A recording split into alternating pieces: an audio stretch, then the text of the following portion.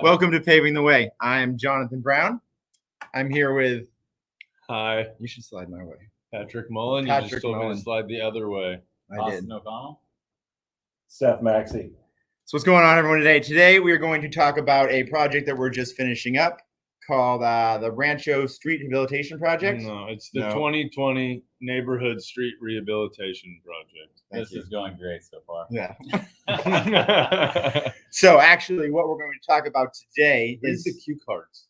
I can't read. Oh, wait, there are none. Thanks for telling everybody I can't read. What we're going to talk about today is how that job was a disaster. No. That job won an award, actually.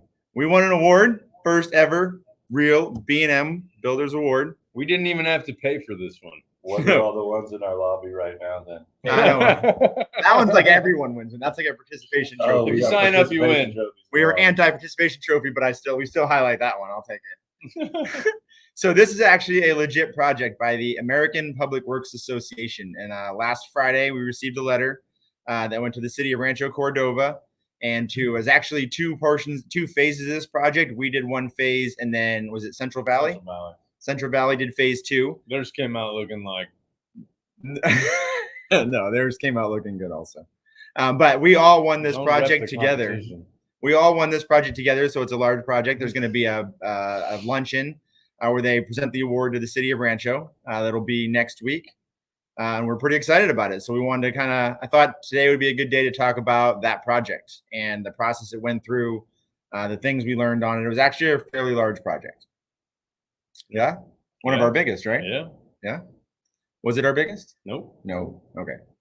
But ours was still the biggest. Fair Oaks was a little bigger. Okay, second biggest then.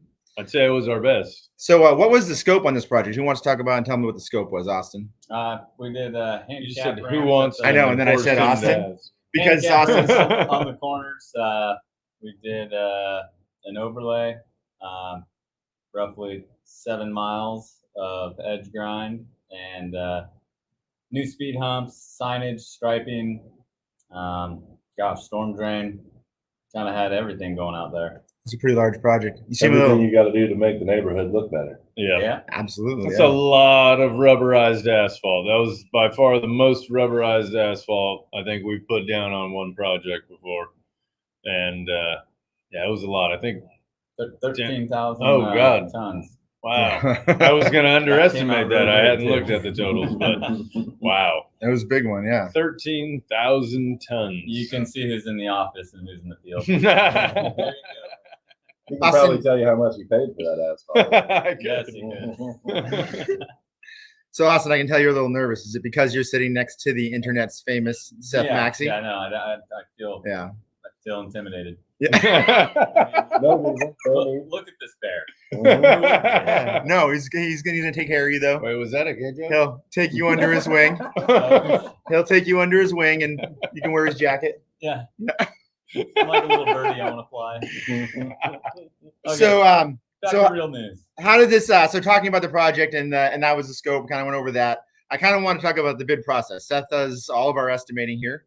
This is a job that you actually bid, Seth, right? Yeah, I actually bid it. A lot of these cities nowadays, they kind of make it easy. They do a lot of the quantities for us and break it down, and it's just a matter of us pinpointing where these quantities go, getting up-to-date pricing, because every day these pricings today they change. I'm sure you see it going into every store that people shop in. So prices change every day, and figuring out the amount of time it's going to take. That's the hardest part, I would say. Yeah. Yeah. When we have a good crew of guys, it makes it easier because we get to know how they work, how fast they work, what they can get done in a day. And the way we have our system set up here and we track every job, it just makes the bidding process that much easier for us. Nice. So what'd you get this one by? Like $1? $1 after the other dollar. Yeah. Dollars. How much did we get it by, you know? I don't remember, honestly. I think it was a couple $100,000 probably. These public works projects, they get awarded to the lowest bidder. There's no negotiating process. We don't get to go in and say, oh, okay, well, we were a little higher than the next bidder, but we can work with you on this to shave here and there and bring our price down. It's You bid off of the specs and the plans they provide, and it goes to the lowest responsive bidder who fills out all their paperwork correctly and has everything lined up the way the cities, counties, or Caltrans wants to see it. So Seth was the lowest responsive bidder. He was. Yeah. He was. I like the word responsible better out of that. Responsible. And Responsible better. responsive. And responsive. Yeah. Okay. Yeah. Yeah, that's so that was a good job on that one, Seth. I remember when we got that one. That was a real exciting one to get. Yeah. Okay, so bid process, and then we get the job. They award it. It takes about a month or two to get that job awarded, and then what happens, Austin? So you kind of are running the field. You're our construction czar, as you have named yourself. I don't know why. It just happens. Yeah. It happens. So yeah, we get the job. We build a schedule, have a pre-construction meeting, and then set up our lay down yards. We go in there prior to the project, kind of develop a plan, what's going to work best for us, what we think at the time, and then we just start building. And a little bit before that, Austin, they all work together and figure out what item of work there is and how much time they have in the field, so that we can track it as it goes and make sure that we're not spending too much time, that we're not going over the budget that we've set for the project, so we can try to make what we bid. Don't let him fool you. Oh, it's money. It all boils down to it. What challenges were you worried about on this one, Austin, when it came down to planning it? The dig outs. So we did a 6-inch dig outs down the middle of some pretty busy streets, and I thought, how are we gonna do this with traffic? And we actually first go around a little rough, and then we got better and better, and then we were doubling our tonnage by the time we were finished. Yeah, I remember that first one. It was back before the winter too. We tried to get one done, and it was a rough day. Yeah. And a lot of planning, though. I remember we kind of regrouped on that, kind of retaught and learned our better way to do it. And like you said, we started killing it towards the end. Okay, what other parts do we have? So that's basically your prep.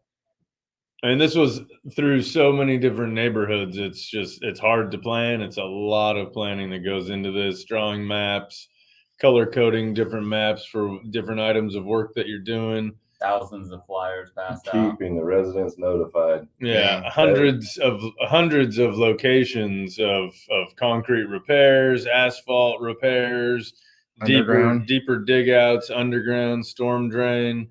So it's quite the process when it comes to planning. It takes a lot of effort to make sure you get it right the first time. Did you get it all right the first time, Austin, or what? You know what? Yes. It's funny because I was going to bring up closer to the end of the project. This is probably the first project that we've ever done with 0 punch list. And that's pretty impressive on this size of a job, with how much concrete we put down, how much asphalt we put down. We had zero punch list. You guys know offhand how many square feet of concrete we did approximately? I think like 12,000. That's a lot. Maybe not. Yeah, it could be exaggerated. There's some short runs of concrete. It's not all small patches, but a lot of it was small individual patches here and there, a panel, 2 panels. How do you think you had no punch list? What led up to that? Because obviously we don't have jobs this size. You don't have no punch list. What do you think? We're very good bullshitters with the inspector. No.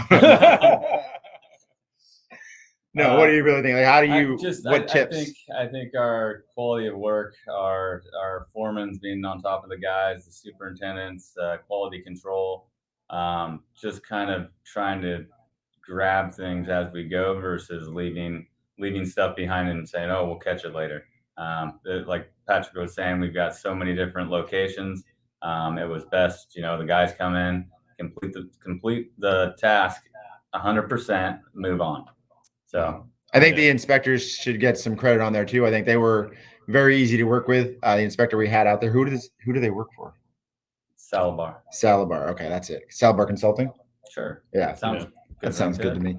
So they were actually really good too, because they were on their areas too. They were walking and they were measuring them right with us, and then they would kind of point out things that they saw, so we could go back and catch that stuff beforehand. Which I think in the past sometimes that stuff gets missed and you move forward, but I think you guys were really good at making sure we caught those things, getting them fixed before.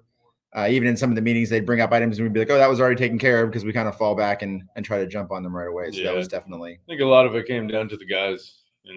the guys that we have care about their work, about their job, the way they leave things. And we've gotten lots of phone calls from residents thanking us for doing a good job, helping protect, rose bushes. We'd go in and, put some stuff down over it to make sure that we're not damaging plants and stuff in people's front yards when we're taking out all the concrete and the handicap ramps, and, fixing sprinklers right away. And, it's just the guys actually care. And I think that you could really tell on this one.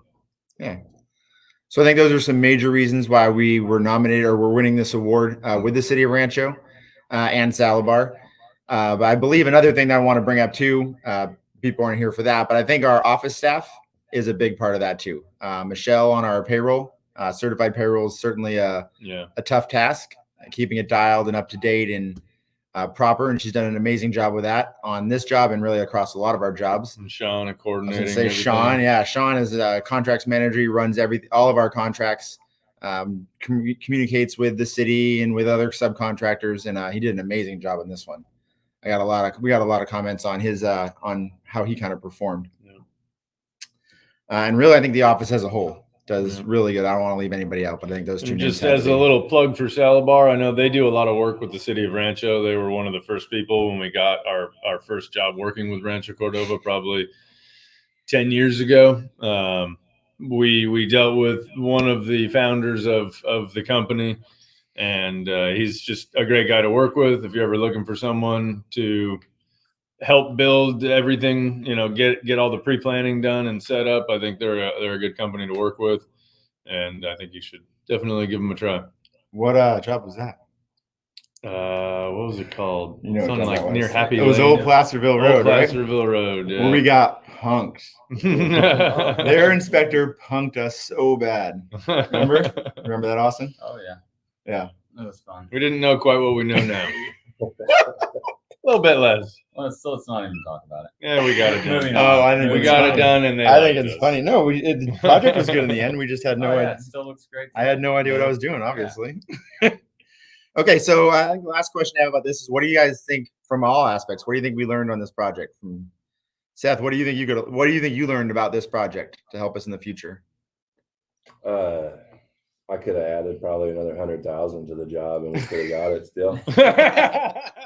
That's what I like to hear. No, I'm just kidding. No, moving forward, every job's different, so we just got to take every job with what it brings to us. So it's the environment, it's the layout, it's what they're calling for.